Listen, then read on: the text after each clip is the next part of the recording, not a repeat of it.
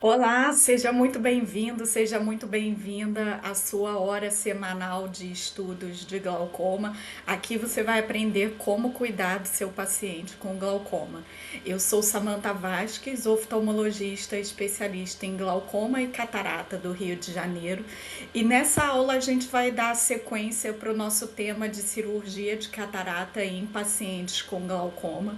Dessa vez eu vou focar nos aspectos do pós-operatório dessa cirurgia, que é o ponto onde eu vejo a maior quantidade de erros serem cometidos no cuidado desses pacientes. Se você não tiver uma atenção especial com esse paciente de glaucoma no pós-operatório da FACO, tem uma grande chance desse paciente ter um pico de pressão ocular. E esse pico de pressão ocular pode levar a um resultado insatisfatório de visão desse paciente. Então, se você quer aquele paciente feliz que está enxergando tudo, que está te indicando para a família inteira operar com você, você vai precisar ter um cuidado um pouquinho especial nesse momento de pós-operatório com o paciente de glaucoma. O pico de pressão ocular no pós-operatório da FACO, ele é muito comum e na maioria dos casos ele é transitório, ele dura pouco tempo e ele não compromete o resultado visual do seu paciente no longo prazo com a cirurgia.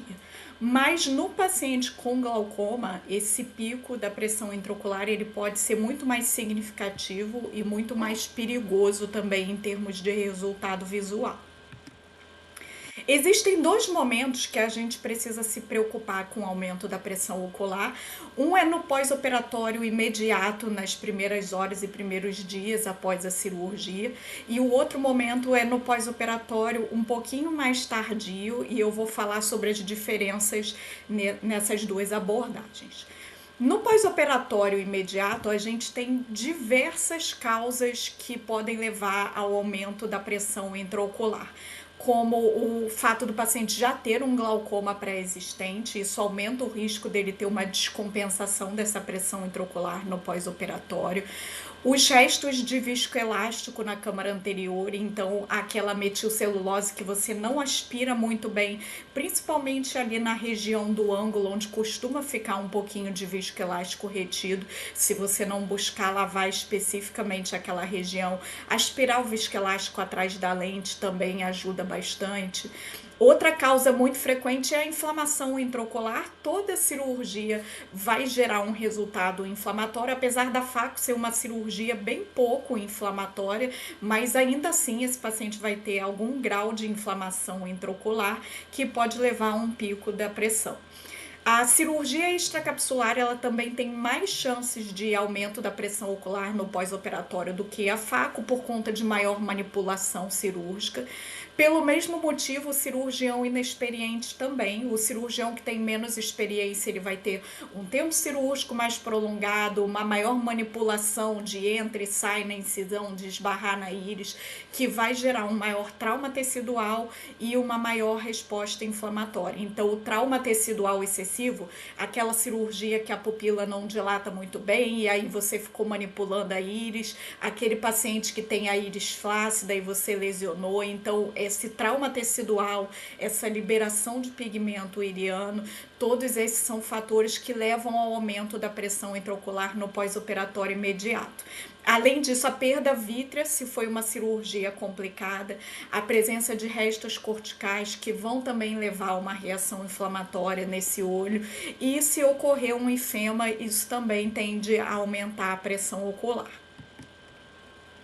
O pico da pressão ocular, ele geralmente ocorre de 3 a 7 horas após a cirurgia, então ele é bem precoce mesmo, logo nas primeiras horas depois do procedimento, a gente já vê em alguns pacientes um aumento significativo da pressão ocular, e esse pico ele tende a se manter nas primeiras 24 horas depois do procedimento. Para a gente abordar um pouquinho aqui esse tema do pico da pressão no pós-op imediato e o que a gente pode fazer, eu trouxe esse artigo aqui para a gente analisar, que foi um artigo que envolveu 271 olhos de pacientes com diagnóstico prévio de glaucoma e que foram submetidos a FACO isolada, sem nenhum procedimento para glaucoma, Como rotina dos cirurgiões que participaram do estudo, esses pacientes eles recebiam uma dose de 500 miligramas de acetazolamida via oral, ou seja, 2 comprimidinhos de Diamox, 6 horas antes da cirurgia, e no primeiro dia de pós-operatório também foi feita a acetazolamida via oral. E o que esse estudo detectou foi que, mesmo com todo esse cuidado de ter essa precaução com o hipotensor adicional da acetazolamida, mesmo assim, 17% dos pacientes desenvolveram um pico de pressão intraocular no pós-operatório. Nesse estudo, o que eles definiram como pico foi um aumento de 50% em relação à pressão que esse paciente tinha no pré-operatório. Alguns estudos chegam a mostrar até 40% de pico de pressão intraocular, mas isso varia muito dependendo da população do estudo, do cuidado que foi tomado, do que foi feito de medicação e também do que se definiu como pico de pressão ocular. Então, os dados variam aí nessa faixa, 17% nesse estudo, pode chegar até 40%, 45% de pico em alguns estudos, mas o que vocês percebem é que, via de regra, a incidência de pico precoce de pressão ocular nos pacientes com glaucoma pós-faco é muito, muito significativa. E nesse estudo eles fizeram uma avaliação também para fazer uma avaliação de fatores de risco, para tentar buscar quem eram esses pacientes que tinham o pico da pressão ocular. E eles identificaram, sim, alguns fatores predisponentes para isso. Então, o que eles viram é que os pacientes com maior risco de ter o pico da pressão eram os homens míopes, com ângulo bem aberto, com comprimento axial maior, com uma profundidade de câmara anterior maior. Então, basicamente, os homens com olhos grandes. E eles viram também que o estágio do glaucoma também tinha uma influência.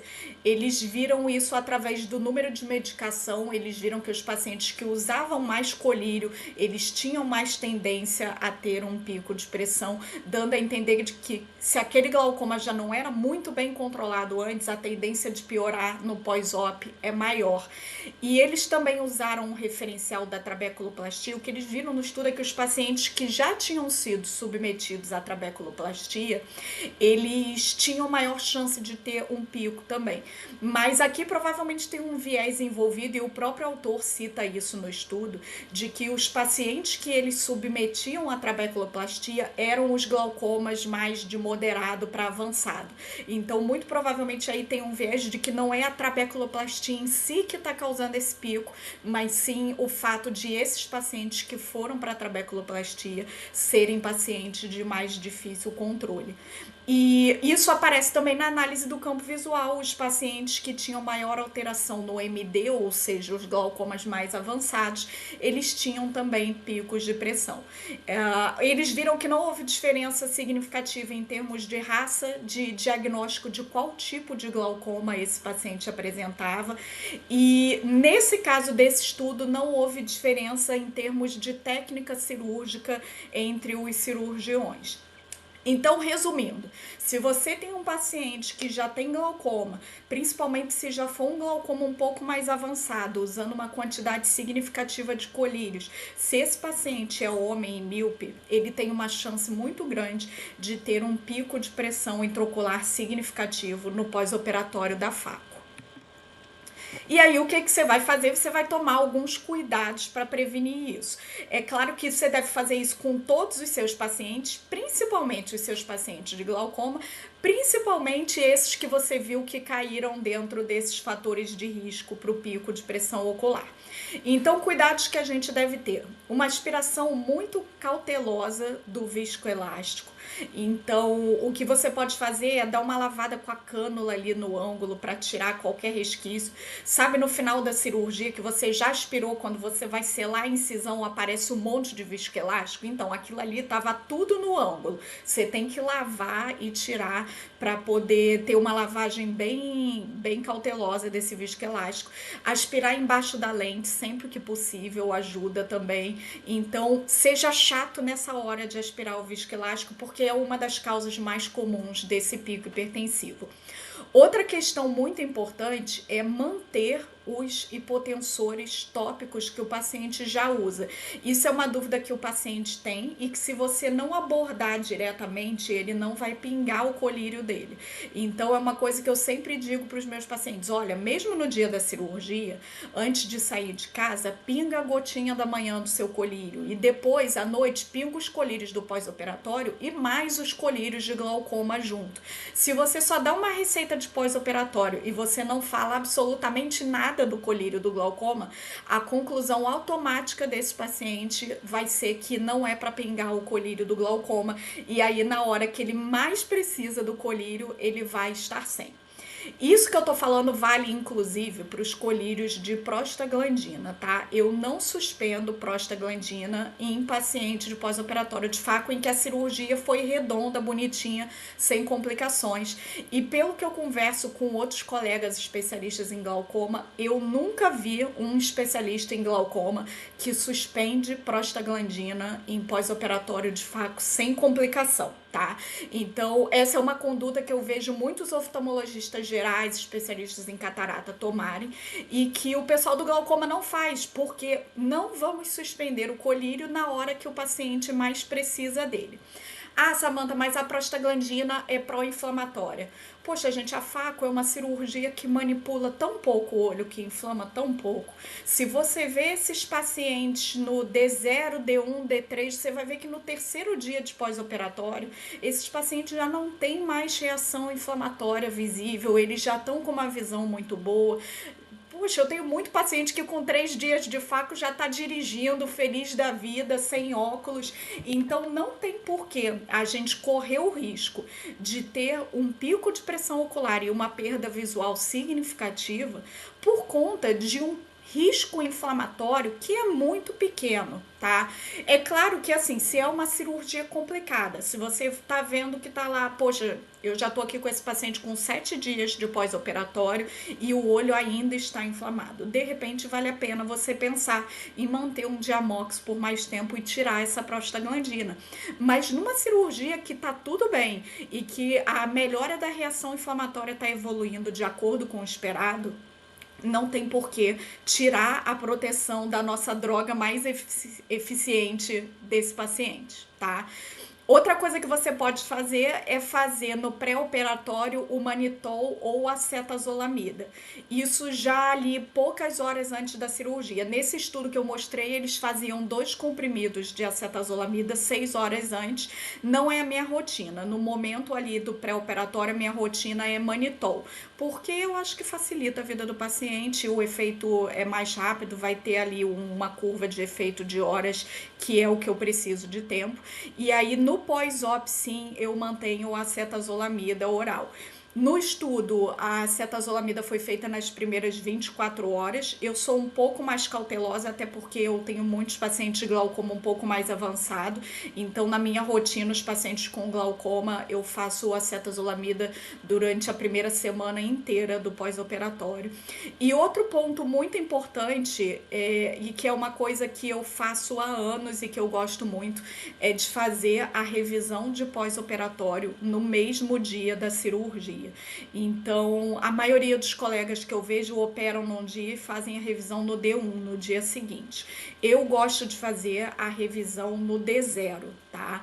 Então, eu faço no mesmo dia, eu conto 6 horas de intervalo entre a cirurgia e a revisão. Então, geralmente eu opero no período da manhã e lá pela metade da tarde eu já faço a revisão desses pacientes. Por que isso? Lembra que eu falei que o momento do pico da pressão ocular, ele é de 3 a 7 horas do pós-operatório. Então, se você deixar muito para depois essa revisão, se você só faz aí 24 horas depois, você perdeu a oportunidade de tratar esse período de pico. Acaba que os meus pacientes, eles já estão tratados, porque eu já estou deixando ali o Diamox na receita, mas mesmo assim eu gosto de fazer a revisão no D0, primeiro porque vai acelerar o início dos colírios de pós-operatório, então vai ajudar a controlar ainda mais essa inflamação, diminuir o risco de endoftalmite, e também para eu poder detectar o momento do pico precoce da pressão intraocular desse paciente.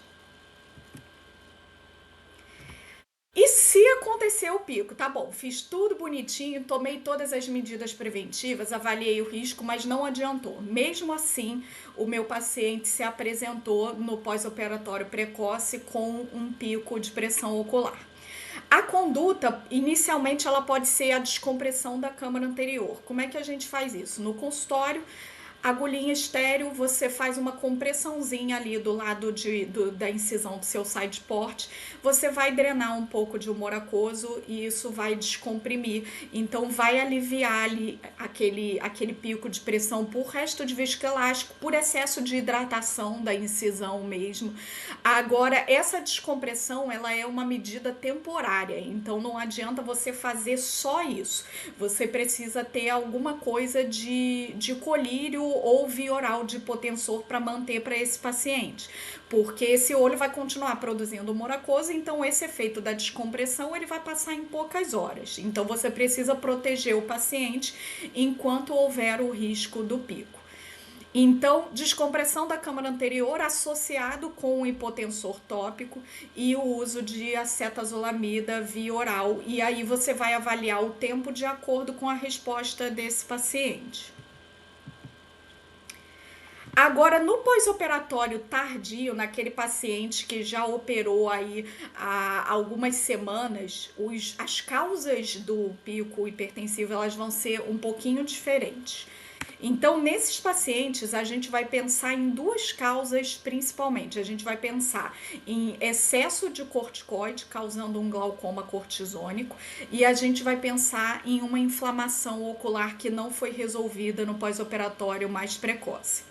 O glaucoma cortisônico, ele acontece principalmente depois de 10 dias a 2 semanas de uso, mas alguns pacientes que são um pouco mais sensíveis podem apresentar desde a primeira semana um pico de pressão intraocular causada pelo corticoide. Então isso é uma coisa que a gente vê muito nos pacientes com glaucoma, um pico precoce, mesmo que se você usar uma dose mais baixa de corticoide, isso pode acontecer.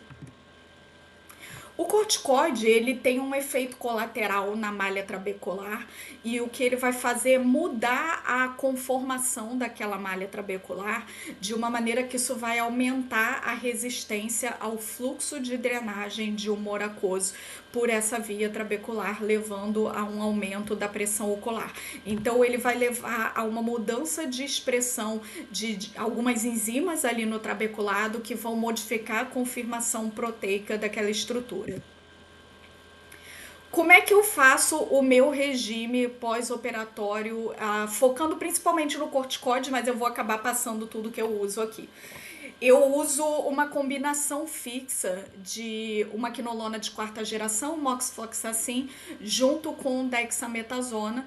E aí eu faço um esquema de 20 dias de uso dessa medicação. Então eu uso 5 dias de 6 em 6 horas, 5 dias de 8 em 8 horas, 5 dias de 12 em 12 horas e 5 dias uma vez por dia. A literatura fala sobre o antibiótico, a maioria dos estudos preconizam 2 semanas de antibiótico terapia tópica. Tem alguns estudos mais recentes falando em somente 7 dias de antibiótico, pensando em diminuir a resistência bacteriana, mas esses estudos são mais recentes, a gente ainda precisa de uma confirmação um pouco maior da literatura, pensando em reduzir para 7 dias o tempo de antibiótico. Então, via de regra, o tempo de antibiótico é 14 dias. Como meu tempo de corticoide é de 20 dias, o paciente vai pingar ali, além disso, 5 gotinhas só, que é aquela última etapa de 5 dias pingando uma vez por dia. Então eu não vejo por que dissociar isso. O que alguns colegas fazem, quem usa mais tempo de corticoide, geralmente começa com um combinado e depois substitui por uma medicação que seja a dexametasona isolada, tá? Eu não faço isso porque são 5 gotinhas a mais só que o meu paciente vai pingar, então para facilitar a vida dele, eu já deixo direto na combinação fixa. Mas se essa questão dos 7 dias de antibiótico serem eficazes, isso é uma coisa que vale repensar no futuro. Além disso, eu uso um anti-inflamatório não esteroidal de 8 em 8 horas por 30 dias. Uso um lubrificante sem conservante SOS para qualquer desconforto que o paciente sentir, principalmente ali na primeira semana, que eles costumam queixar um pouquinho de desconforto. O lubrificante fica à disposição, à vontade para esse paciente pingar. Isso daqui é o esquema de pós-operatório de FACO que eu faço para todos os meus pacientes com glaucoma ou sem glaucoma. Então, mesmo os pacientes que não têm um diagnóstico de glaucoma, eu procuro não exagerar no uso do corticoide, porque eles podem desenvolver o pico também. Nos pacientes que têm glaucoma, o que eu acrescento a essa receita padrão é manter todos os hipotensores que o paciente já usa. Então, o esquema que ele usava antes, eu mantenho no pós-operatório e eu acrescento também 7 dias de acetazolamida via oral, 250mg, um comprimido de 8 em 8 horas. Então, eu acrescento os hipotensores para os pacientes que já têm um diagnóstico de glaucoma. No paciente que não tem glaucoma, eu vou acrescentar esses hipotensores de acordo com a necessidade, somente se eu detectar um pico no pós-operatório. E eu sempre vejo esses pacientes 6 horas depois do procedimento, buscando detectar esses picos para eu poder intervir a tempo e evitar esse aumento significativo da pressão intraocular.